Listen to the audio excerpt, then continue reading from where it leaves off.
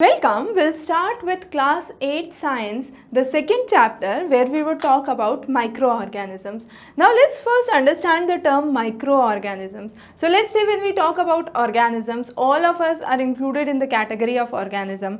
The word micro, as soon as it comes, that means small and very small, I would say rather, which cannot be seen by unaided eyes. So I need some kind of aid to help see those objects. So what could be those aids? Those could be, let's say, a magnifying glass. So if it's a kind of little bigger object, I can use a magnifying glass to view it.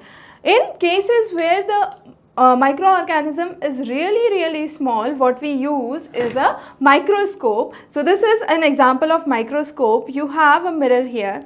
You place your object here that you want to see on a slide, and with this, which is known as the lens, you have different powers of the lens. You can see, zoom out and see from here what actually the organism looks like. So this is what we understand by microorganisms, or we also call them as microbes. Now these microbes can be classified into 4 categories. Those are algae, fungi, bacteria and protozoa. Besides these 4, there is another criteria that we consider, and that is virus. The basic difference between these and virus is virus can survive and multiply only on a living host. So it requires, let's say, a plant, an organism on which it can survive and multiply. So we have different examples for algae. Now for like algae is multicellular in nature, bacteria can be unicellular. Now bacteria, the common bacteria you might be familiar with are the diseases that are caused by bacteria, which are tuberculosis and typhoid, one of the major diseases in India. Then you have fungi. Now when we talk about fungus, let's say you have a bread mold. If you keep it for few days, you would see a kind of green growth on the bread piece, and that is what is fungus. So fungus is again multicellular in nature. Then you have protozoa. Common diseases caused by protozoa are malaria and dysentery. We'll be discussing these in details. Now next, as we said, is virus. Virus requires some kind of living organism or living host on which it could survive. Now it can be bacteria, it could be plant, it could be animal or any other organism on which it can survive. Some of the common ailments which are caused by virus is cold, influenza, common cold, flu. So all these are caused by virus. Again, among the major diseases you have polio, which is considered to be eradicated now through the pulse polio program that was released. Now polio drops occur, or polio vaccination, polio basically now has vaccination. We'll talk more about vaccination in a while. So this polio vaccine could be oral, as given as drops, or injectable. We'll talk about that as well. And then you have chickenpox. So these are some of the diseases that could be caused by virus. The next, what we already talked about, is the multicellular and unicellular. So as we understand, if I just mark a single cell, we say it's a unicellular. If I say there are number of cells which are present here, we say it's multicellular. So good example of multicellular are algae and fungi. However, unicellular includes some algae. You have protozoa, bacteria, which are predominantly considered as unicellular. All these microorganisms that we have talked about have specific conditions to survive. Some can live in cold climate, some can survive good in warm climate. Similarly, some need to depend on other organisms, and some can survive independently. So all these characteristics vary from organisms to microorganisms to microorganisms. Now microorganisms themselves could be categorized into 2 categories. One are the friendly microorganisms and other are the harmful microorganisms. As soon as we name microorganism, what strikes to our mind is diseases. So we are all thinking about n number of different diseases. So all those are definitely the harmful microorganisms that are present, but on the other hand we do have good microorganisms that are present in the body. So these microorganisms help or accentuate the process. So let's say you have curd. Now curd or yogurt, what we say, has a bacteria which is known as lactobacillus. Now this lactobacillus basically multiplies, and as it multiplies, if you have seen any time with the milk, you can, with the milk and a small amount of curd in it, you can have a whole bowl of curd that could be prepared, and that's how the multiplication of lactobacillus takes place. So bacteria used in lactobacillus, bread, cake, all those are considered as good bacteria or friendly bacteria. Similarly, in the soil you have the roots of the plant, and within the roots you have the nodules that are present. So the leguminous plants which have root nodules have the bacteria which is known as rhizobium, and this rhizobium bacteria helps in nitrogen fixation.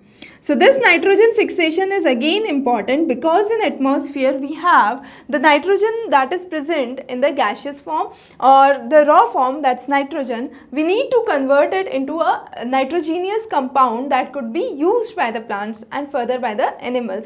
So let's say you have nitrogen. This nitrogen is converted into nitrite, nitrite into nitrate, and this process of conversion goes through the process of nitrogen fixation, which we will understand in a while in the nitrogen fixation. Now this was one of the examples where we talked about the friendly bacteria.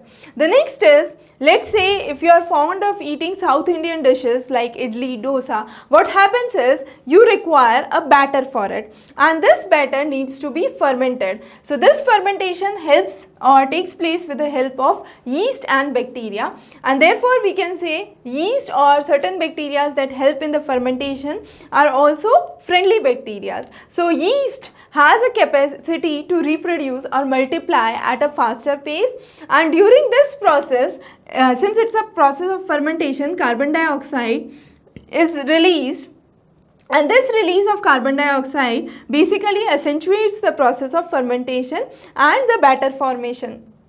Similarly, if we talk about production of wine, you have fermentation that takes place. So wine production can go through or can be done by, let's say, grapes or any other acetic acid or alcohol formation. So all these requires basically the process of fermentation. So sometimes there are fermentations that could be done in the home by using yeast as one of the major sources. Sometimes they require a large scale production. So these large scale commercial wineries would go for commercial production of yeast. Similarly, you have the breaking down or conversion of sugar into alcohol, and this process is again taking place by the process of yeast or by the use of yeast, and finally you have the fermentation and formation of alcohol.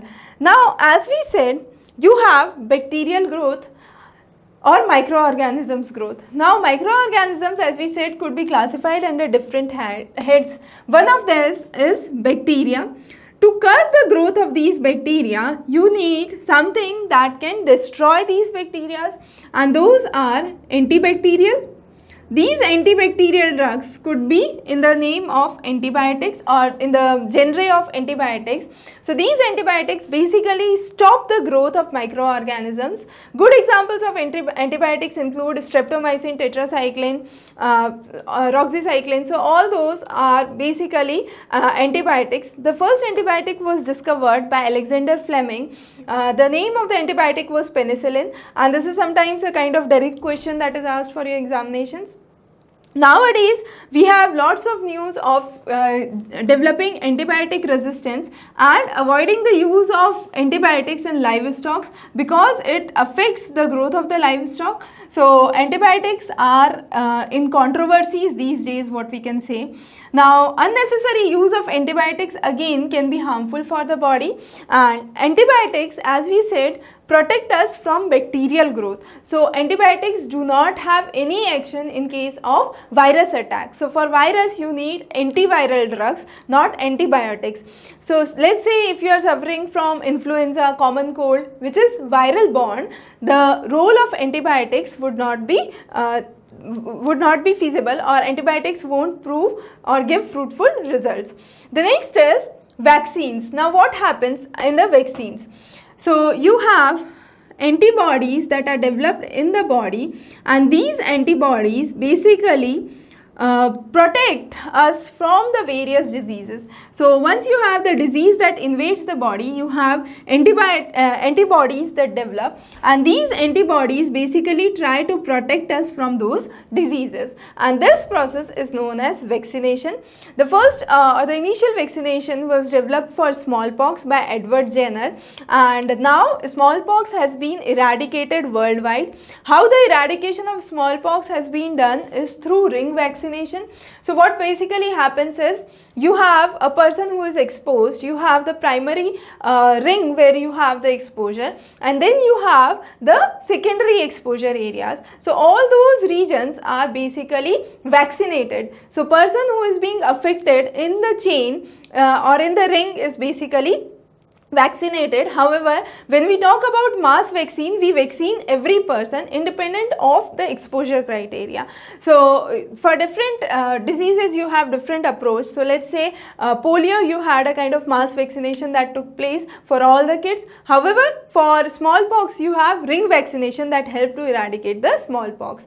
The next is cleaning the environment. So we have the microorganisms that also have an important role in cleaning the environment by using, or the decay and the decomposed material should be consumed by them or broken by them into simpler forms. So degrading or degenerating all the harmful substances into the atmosphere or the environment is essential, and microorganisms play an important role for those. Now as we have talked about the benefits of microorganisms so far, there are definitely drawbacks. These drawbacks come as harmful microorganisms. So numerous diseases that you have heard, typhoid, malaria, jaundice, so all those are basically caused by one or the other microbes. So let's talk about some of them. First of all, any disease which is caused by microorganism basically spoils the person's health, spoils the food that a person is consuming, or the skin of an animal, let's say, so the leather of an animal. So all those are known as pathogens. Now there are various microbial disease that could be caused, and these could spread from one person to another. So if a disease is spreading from one person to another, we say it's a communicable disease. On the other hand, if a person is suffering from disease but that disease cannot be spread to other persons, we say it's a non-communicable disease because it's not directly affecting or spreading to other people. So let's say influenza, common cold are all viral diseases, and these are communicable diseases, easily being spread from one person to another by simple cough or cold. So you have various carriers for different diseases.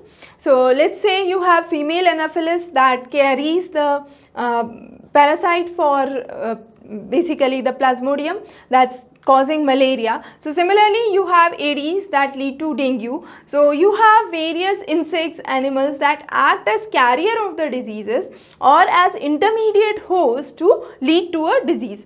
So let's say I have a garbage here, and on this garbage you have a fly that sits in, a house fly that sits in. Now this house fly picks up the germs and goes to an open food. Now this open food, when consumed by a person, would lead to an illness, and that's how you have the cycle of disease that occurs. So basically exposed food is harmful. That's why we say uncovered food should not be consumed. So these are some of the important things that we need to understand. Now here we have a table where we have the major diseases, the organisms that lead to those diseases, and how they are transmitted, what are the preventive measures for those. So let's say cholera, typhoid, TB, all these are bacterial diseases. On the other hand, polio, chickenpox, measles, these are viral diseases. You have malaria, which is protozoa disease or caused by protozoa. Now, most of the diseases are spread by air. However, you have cholera, which is spread by water or food. You have polio that could be spread by water. So, you have hepatitis A that is spread by water. So, the mode of transmission, the organism that leads to these diseases and the diseases are indeed important for you. Now, similar to the diseases that we human beings have, animals do have diseases. So, anthrax is one of the common diseases that is seen in cattle or bovines. Now, anthrax is caused in human as well as the cattle population. It's caused by bacteria. Similarly, you have a foot and mouth disease in the organisms, and this foot and mouth disease is caused by virus. So, these were the diseases in animals. Now, as we know, all living organisms have susceptibility to certain diseases. So, plants are also living organisms. Now, they are also susceptible to diseases. Now, what could be the kind of diseases in the plants? So, diseases in the plant, the common ones could be rust on the wheat, that's caused by fungi. Then you have the citrus canker, commonly on the citrus fruits. Now, in the citrus fruit categories, we put lemons, oranges. So, all those sour fruits which are basically citrus would be considered under citrus fruits, and citrus fruits have a disease which is known as citrus canker. This is caused by bacteria. Then you have on okra, that's ladyfinger, you have the yellow vein mosaic that occurs, and this is a viral disease or a viral disorder that could, basically it's through a microorganism which is viral. So, these are some of the diseases that are caused onto the plants. So, as we can see, be it any living organisms, human, plants or animals, all of them are susceptible to microorganisms. These microorganisms sometimes could be useful, sometimes could be harmful. So, that's how we understand this concept. Now, what happens is sometimes to protect the living organism, what we need to use is certain chemicals. So, let's say there is an infection on the plant. What you need to do is you need to use certain chemicals, insecticides, pesticides, in order to curb the growth of insects and basically curb the growth of microorganisms on that plant. So, that's how we try to control those. However, these killing chemicals or these chemicals could not be consumed by human beings. So, human beings, what we try to do is we try to preserve the food at the first go, and if not, then we would try to use certain medicines to get well if you are affected by certain diseases. So, one is prevention, one is cure. So, prevention occurs before the cause of disease, and basically after the disease is caused, you have to take certain medicines and get cured of. So, what we are talking about now is preservation or prevention. So, when I say prevention, we are trying to prevent the disease itself. Now, what do we do in that case? Let's say I have a bulk of food with me. I have raw mangoes. So, if I keep those open for 10 days, will they remain? They will be spoiled, and if I consume that, then there could be food poisoning that could be caused and I could get ill. So, raw mangoes, if kept for 10 days, would not remain as such, but on the other hand, I have created a pickle now and I keep this pickle for 10 days, 2 months, 2 years, it remains as it is. How is it possible? This is possible by use of preservatives. Now, what kind of preservatives do we use? There are various ways of using a preservatives. We commonly household preservatives when we talk about are salt and sugar. So, with salt and sugar, you basically can preserve the things for at least a few days or few months. So, let's say for preservation of meat, fish, amla, raw mangoes and tamarind, you use salt. You use sugar for making jams, jellies, squashes. So, sugar basically reduces the moisture content and increases the shelf life. That's the number of days the thing can remain fresh.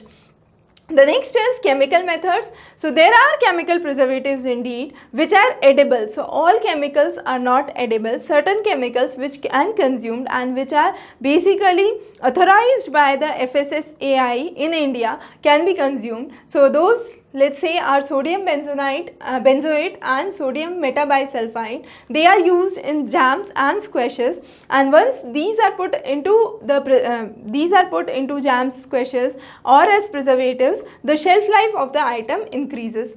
Similarly, oil and vinegar is a good source of preservation. So pickle, as you can see, most of the pickle you would see have a lot of oil. The reason is that with this layer of oil, bacteria cannot grow and multiply in that environment. So all the vegetables, fruits, fish and meat what you want to keep for long, you need to oil it off or use vinegar.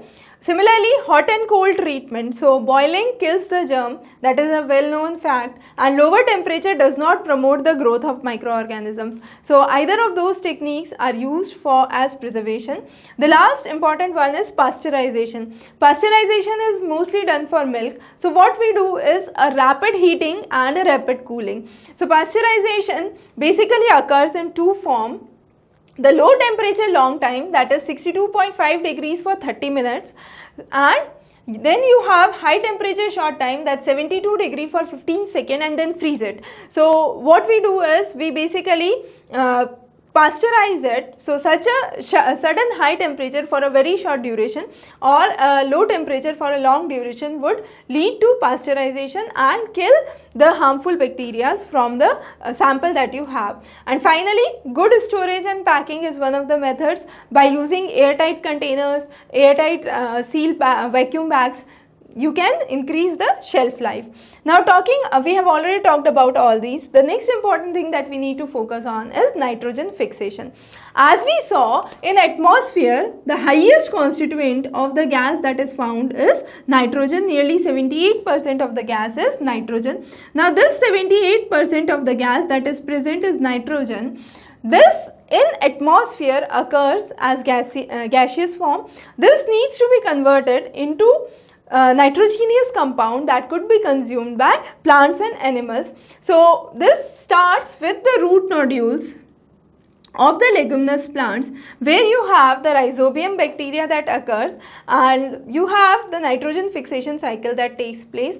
Now what happens is, let's say you have the nitrogen. This nitrogen is converted into nitrite, nitrite into nitrate. The process of conversion of nitrogen to nitrite occurs by bacteria Nitrosomonas and nitrite to nitrate by Nitrobacter. So that is something very important to understand. And once you have this conversion process that's clear, you can understand how in the soil, as you can see in this diagram, you have the compounds of nitrogen that are present in the soil. Those are taken up by the plants, absorbed by the animals, and finally you have the atmospheric nitrogen that's released, fixed through lightning, thunder and nitrogen fixation bacteria, and ultimately comes back to the soil. So that's how you have the process of nitrogen cycle that occurs in the atmosphere. And we have already talked about how the nitrogen fixation takes place and the various bacteria, the blue-green algae which are responsible for fixation of nitrogen. Also lightning helps in the fixation of atmospheric nitrogen. So these are some of the key points that we have taken from today's lecture. Stay tuned for more updates in science. We will be bringing more important lectures for you. Have a great day ahead.